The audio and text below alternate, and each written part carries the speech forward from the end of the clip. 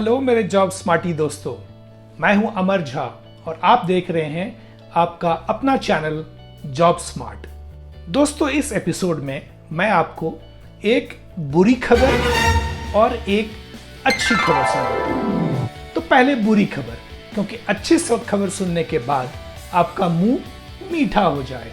World economic forum के हाल के एक रिपोर्ट के अनुसार आर्टिफिशियल इंटेलिजेंस के द्वारा सिर्फ 2025 तक यानी अगले 2 साल में करीब 85 मिलियन जॉब्स को आर्टिफिशियल इंटेलिजेंस के द्वारा समाप्त किया जाएगा। यानी 8.5 करोड़ जॉब्स रोबो या ऑटोमेशन के द्वारा रिप्लेस किया जा सकेगा।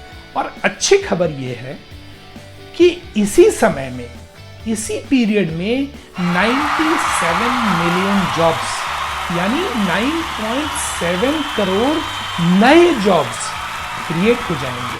तो ये जानना जरूरी है ना कि कौन से जॉब आर्टिफिशियल इंटेलिजेंस के द्वारा समाप्त हो जाएंगे और कौन से नए जॉब आर्टिफिशियल इंटेलिजेंस के आने के कारण क्रिएट हो सकेंगे। दोस्तों, पिछले एपिसोड में हमने बड़े विस्तार से चर्चा की थी कि आर्टिफिशियल इंटेलिजेंस का किन जॉब्स पर प्रभाव पड़ सकता है और आर्टिफिशियल इंटेलिजेंस के कारण कौन से जॉब समाप्त हो जाएंगे।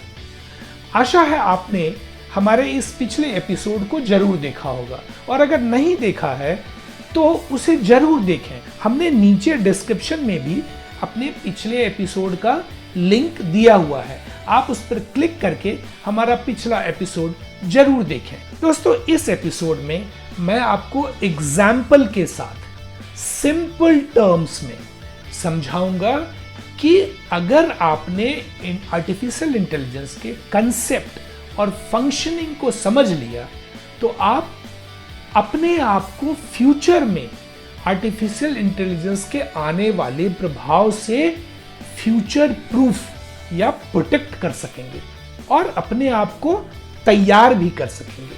और मैं यही चाहता हूं कि आप फ्यूचर में आने वाले आर्टिफिशियल इंटेलिजेंस का फायदा उठाएं, ना कि उससे घबराएं। तो आइए आज देखते हैं कि आर्टिफिशियल इंटेलिजेंस के आने से किन जॉब्स पर असर नहीं पड़ने वाला है। तो पहला जॉब है टीचर्स का।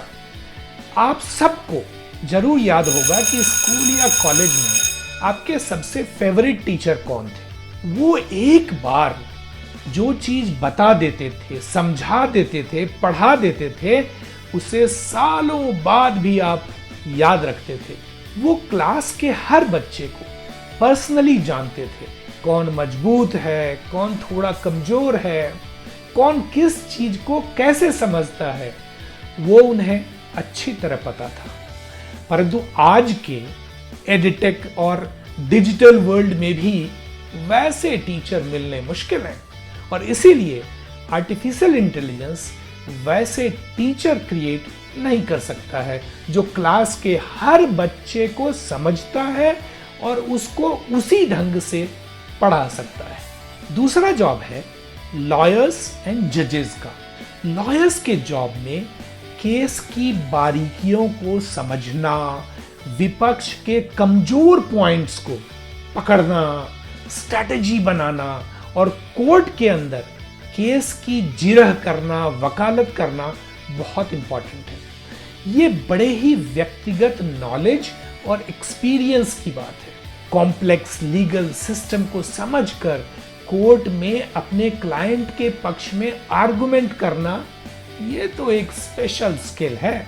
उसी तरह केस के बारीकियों को, उसके कंटेक्स्ट को, अभियुक्त के इंटेंशन को समझकर और साथ ही साथ ह्यूमन वैल्यूज को ध्यान में रखते हुए जजमेंट देना भी एक जज का बड़ा ही अनुभव वाला काम है। जज के एक निर्णय से एक व्यक्ति जेल की सलाखों के पीछे सालों तक अंदर रह सकता है। इसीलिए लॉयर्स और जजेस का काम भी आर्टिफिशियल इंटेलिजेंस रिप्लेस नहीं कर सकता है। तीसरा जॉब है सीईओ, डायरेक्टर्स एंड मैनेजर्स का। अपनी टीम को मैनेज करना, मुश्किल परिस्थिति में कंपनी के एम्प्लॉइज को गाइड करना, उसको मोटिवेट करना, उसको इनकरेज करना, उसका उत्साह वर्धन करना, कंपनी को एक विजन, मिशन और वैल्यूज के अनुरूप चलाना एक कुशल और अनुभवी लीडर का ही काम है। हर मुश्किल परिस्थिति के लिए कोड लिखना, एल्गोरिदम बनाना या रोबो को ट्रेन करना संभव नहीं है। चौथा जॉब है ह्यूमन रिसोर्स मैनेजर का। हालांकि आजकल बहुत सारे सीवी को कीवर्ड सिलेक्शन के द्वारा शॉर्टलिस्ट करना आसान हो गया है, परंतु अभी भी कंपनी में रिक्रूटमेंट के लिए सही कैंडिडेट का इंटरव्यू और सिलेक्शन एचआर मैनेजर का एक स्पेशल जॉब है। उसमें उसके अनुभव की जरूरत होती है। उसी तरह स्टाफ को मोटिवेटेड रखना, एम्प्लॉइज के बीच बढ़ते असंतोष को जल्दी समझ लेना और उसके लिए सही उपाय करना एक टेढ़ी खीर है जो आर्टिफिशियल इंटेलिजेंस का एल्गोरिदम नहीं कर सकता है। पांचवा जॉब है साइकोलॉजिस्ट या मनोवैज्ञानिक का। हालांकि face recognition technology, aptitude test, set of questionnaires के आंसर्स आदि के द्वारा प्रारंभिक केयर एंड सपोर्ट का काम आर्टिफिशियल इंटेलिजेंस के द्वारा शुरू हो चुका है, परंतु आजकल के मेंटल स्ट्रेस के युग में किसी व्यक्ति से बातचीत करना, उसके साइकोलॉजी और मनोभाव को समझना और उसको डिप्रेशन से बाहर निकालना, उसे लाइफ में सफल होने के लिए प्रेरित करना एक अनुभवी साइकोलॉजिस्ट का ही काम है। इसे आर्टिफिशियल इंटेलिजेंस के कोड या एल्गोरिदम से सॉल्व करना संभव नहीं है। छठा काम है डॉक्टर या सर्जन्स का। हालांकि आजकल बड़े हॉस्पिटल में माइक्रो रोबोटिक्स के द्वारा बहुत सारे सर्जरी एक्यूरेटली किए जा रहे हैं।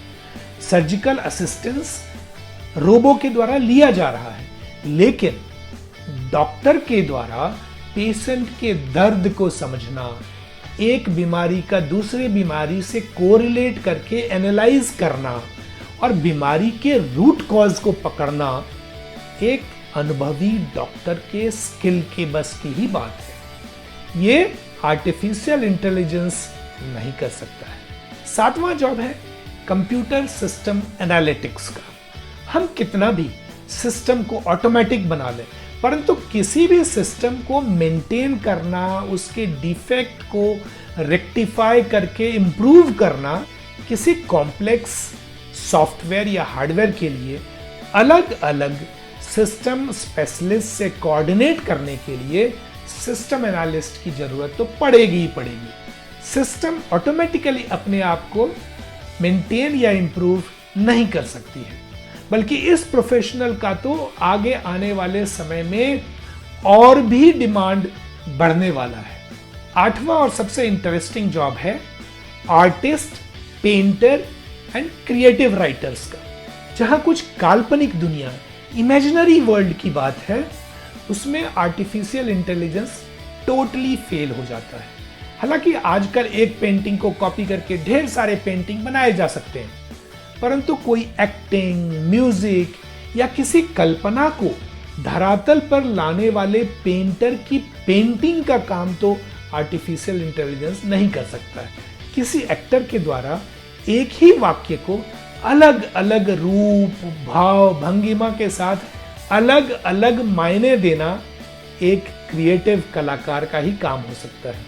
जैसे कि मैं पागल हूं, मैं पागल हूं, मैं पागल हूं, इसी चीज को अलग अलग ढंग से कहने से मतलब अलग अलग हो जाता है। तो दोस्तों, मुझे आशा है कि आप समझ गए होंगे कि किस तरह का काम आर्टिफिशियल इंटेलिजेंस के द्वारा रिप्लेस किया जा सकता है। जहां कहीं भी soft skill, human emotions, imagination and creativity की आवश्यकता होती है, उन जॉब्स को आर्टिफिशियल इंटेलिजेंस समाप्त नहीं कर सकता है।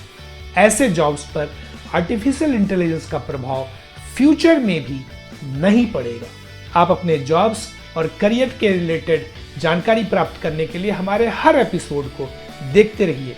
जॉब स्मार्ट चैनल को लाइक, सब्सक्राइब करिए, बेल आइकन दबाइए ताकि हमारा अगला एपिसोड जैसे ही रिलीज होगा आपको नोटिफिकेशन मिल जाएगा। अगर आपको मुझसे कुछ पूछना है तो नीचे कमेंट बॉक्स में लिख सकते हैं, मैं उसे बहुत क्लोजली मॉनिटर करता हूं और आपको उसका जवाब जरूर मिलेगा।